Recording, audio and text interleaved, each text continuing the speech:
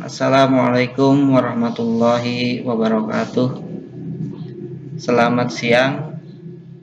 Selamat saya ucapkan kepada para peserta didik SMA Al-Islam tahun pelajaran 2021-2022. Nah, sebelumnya saya pernah berkenalan di sesi perkenalan untuk staf SMA Al-Islam. Nah, dalam sesi perkenalan tersebut sudah disebutkan bahwa saya mengajar mata pelajaran kimia untuk kelas IPA 11, 12, dan 10. Berarti untuk peserta didik baru juga sama, akan mendapat pengajaran mata pelajaran kimia khusus untuk kelas IPA. Untuk kelas IPS, saya juga mengampu mata pelajaran PLH. Nah, untuk mata pelajaran PLH lebih umum, yakni di kelas IPA dan kelas IPS juga ada. Nah, kaitannya pada pertemuan kali ini, saya ditugaskan untuk menyampaikan beberapa materi mengenai COVID-19 yang tentunya kita semua sudah mengetahui apa itu COVID-19. Namun, meskipun demikian, kita dituntut untuk menyampaikan sepatah kata atau dua patah kata yang berkaitan dengan COVID-19. Apa itu COVID-19? Nah, istilah COVID-19 itu merupakan singkatan atau kependekan dari Coronavirus Disease 2019. Nah, selanjutnya yang akan dibahas pada pertemuan kali ini diantaranya adalah yang pertama pengertian COVID-19, kemudian definisi operasional untuk ODP, VDP, probable, dan konfirmasi. Nah, yang ketiga, pokok bahasan kita adalah pencegahan dan pengendalian infeksi. Nah, menginjak yang pertama, yaitu pengertian mengenai coronavirus atau COVID-19. Nah, COVID-19 itu adalah penyakit yang disebabkan oleh virus yang tergolong dalam family coronavirus. Nah, coronavirus merupakan virus RNA strain tunggal positif berkapsul dan tidak bersegmen. Nah, coronavirus ini menjadi etiolog COVID-19 yang termasuk dalam genus beta coronavirus. Nah, umumnya si virus COVID ini berbentuk bundar dengan beberapa pleomorfik dan berdiameter 60-140 nanometer. Selanjutnya, SARS-CoV-2 sensitif terhadap sinar ultraviolet. Nah, virus ini akan sensitif terhadap sinar ultraviolet dan juga sensitif terhadap panas ketika dipanaskan. Nah, virus ini dapat dinonaktifkan dengan pelarut lemak atau lipid solvent seperti ether, dan etanol 75%. Nah, etanol ini biasa kita gunakan sebagai disinfektan yang kita gunakan. Untuk selanjutnya, proses penularan dari virus ini diantaranya adalah sebagai berikut. Yang pertama, masa inkubasi dari COVID-19 rata-ratanya 5-6 hari. Namun, rentang atau range hari dari mulai kontak itu bisa mencapai 14 hari. Resiko penularan tertinggi diperoleh di hari pertama penyakit disebabkan oleh konsentrasi virus pada sekret yang tinggi. Nah, ketika sekretnya tinggi, maka resiko penularan juga akan tinggi. Selanjutnya, periode presimptomatik. Karena memungkinkan virus menyebar melalui droplet atau kontak dengan benda yang terkontaminasi. Selanjutnya, COVID-19 utamanya ditularkan dari orang yang bergejala ke orang lain yang berada dengan jarak dekat melalui droplet. Apa itu droplet? Droplet merupakan partikel berisi air dengan diameter di atas 5-10 mikrometer. Jadi, ketika kita bersin, ketika kita bernapas, nah, dalam bersin itu kita akan mengeluarkan semacam partikel air yang disebut droplet yang ukurannya sangat kecil, bahkan tidak terlihat kadang-kadang oleh mata telanjang, harus menggunakan alat. Namun, si droplet ini bisa juga ada yang berukuran agak besar. Untuk melihatnya, kalian coba. Ketika kalian bernapas, kalian bisa lihat pada kaca. Nah, di sana timbul uap air. Nah, uap air yang nyampe ke kaca itu merupakan kumpulan daripada droplet-droplet yang berasal dari mulut kita.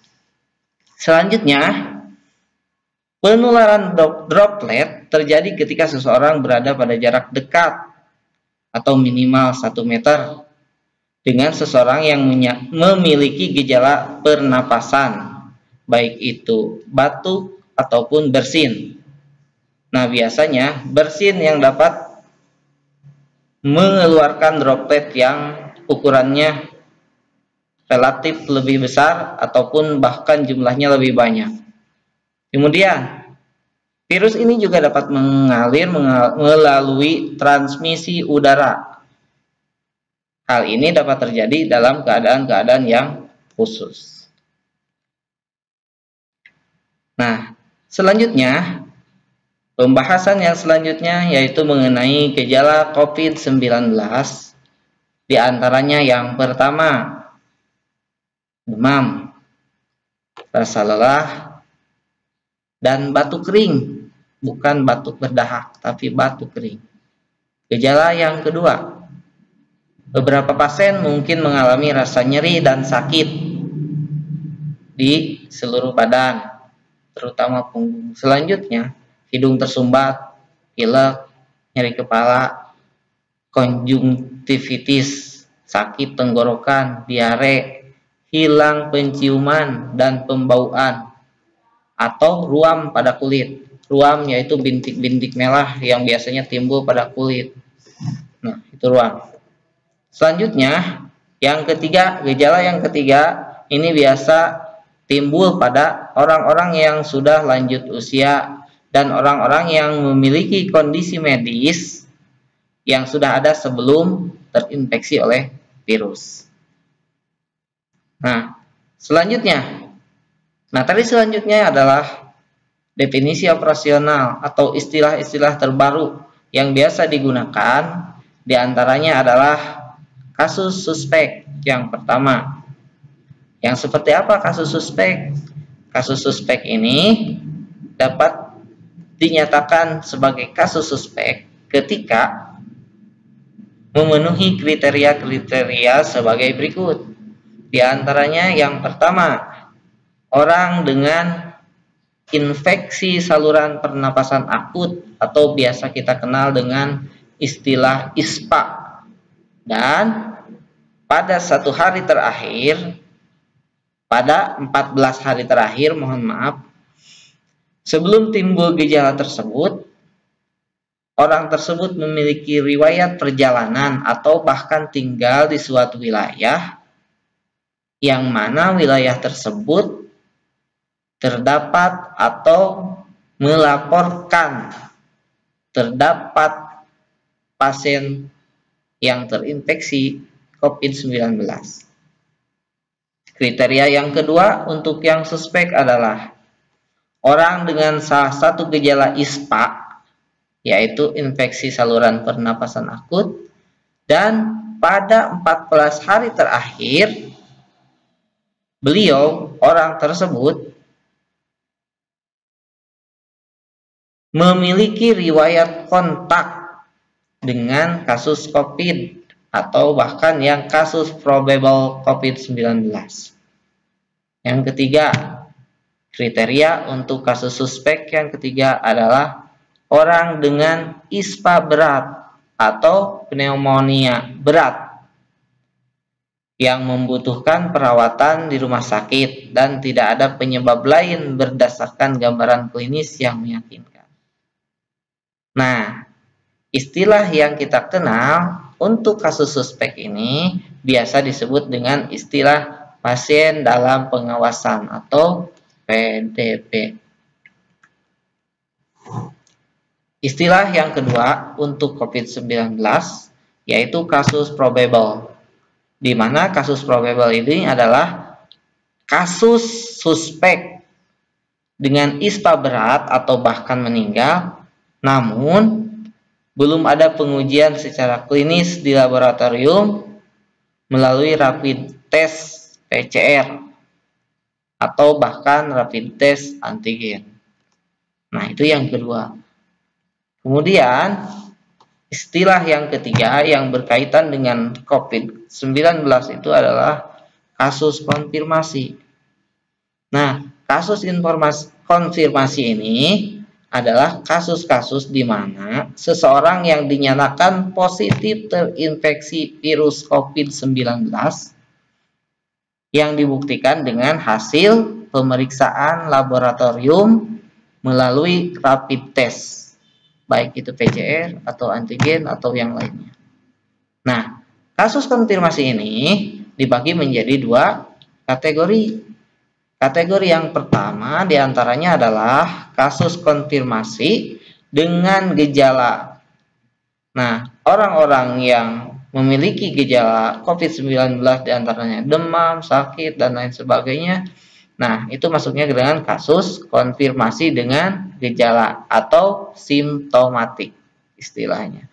Kemudian yang kedua, kasus konfirmasi tanpa gejala. Nah, orang yang terkonfirmasi melalui rapid test, namun dia tidak menunjukkan tanda-tanda bahwa dia sedang sakit. Nah, itu yang kedua, yaitu kasus konfirmasi tanpa gejala. Nah, yang keempat, istilah yang keempat adalah kontak erat. Nah, di mana kontak erat ini sesuai dengan katanya kontak erat. Riwayat kontak yang dimaksud antara lain kontak tatap muka atau berdekatan dengan kasus probable atau kasus konfirmasi dalam radius 1 meter, minimal 1 meter dalam jangka waktu 15 menit atau lebih. Yang kedua juga bisa disebutkan dengan kontak erat, sentuhan fisik langsung dengan kasus probable atau konfirmasi, seperti bersalaman, berpegangan tangan, dan lain sebagainya. Yang ketiga, kontak itu yang dimaksud dengan kontak itu adalah orang yang memberikan perawatan langsung terhadap kasus probable atau konfirmasi tanpa menggunakan APD yang sesuai standar. Yang keempat, yang dimaksud dengan kontak itu adalah situasi lainnya yang mengindikasikan adanya kontak berdasarkan penilaian risiko lokal yang ditetapkan oleh tim penyelidikan epidemiologi setempat. Nah, istilah yang kelima, pelaku perjalanan, yaitu seseorang yang melakukan perjalanan dari dalam negeri maupun luar negeri pada 14 hari terakhir. Istilah yang kelima yang berkaitan dengan yang keenam, yang berkaitan dengan COVID-19 adalah discarded, yaitu apabila memenuhi salah satu kriteria sebagai berikut. Yang pertama, seseorang dengan status kasus suspek dengan hasil pemeriksaan rapid test 2 kali negatif selama 2 hari berturut-turut dengan selang waktu lebih dari 24 jam. Nah, demikian materi mengenai COVID-19. Selanjutnya, berikut adalah pesan-pesan yang